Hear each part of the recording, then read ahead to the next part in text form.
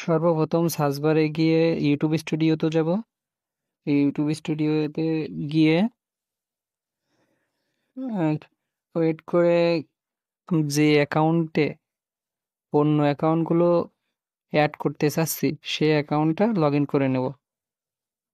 Log in করার জন্য প্রথমে প্রোফাইলে ক্লিক করে সুইচ অ্যাকাউন্টে গিয়ে সুইচ অ্যাকাউন্টে যাওয়ার পর আমি অ্যাক্টিভ পয়েন্টে অন্য বাদ বাকি চ্যানেলগুলো চলবে, এজন্য অ্যাক্টিভ পয়েন্ট লগ ইন করে নিব। লগ ইন হয়ে গেলে ব্রাশ টুল কাস্টমাইজের অপশানে চাপ দেব। কাস্টমাইজে অপশানে যাওয়ার পর আমরা প্রোফাইলের পাশে ক্লিক করে পরবর্তীতে ডান সাইডে একটু স্ক্রল করব। ডান সাইডে স্ক্রল করার পর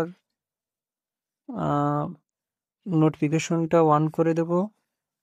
দেওয়ার পর ফিচার নিচে স্ক্রল করে ফিচার চ্যানেলে যাব।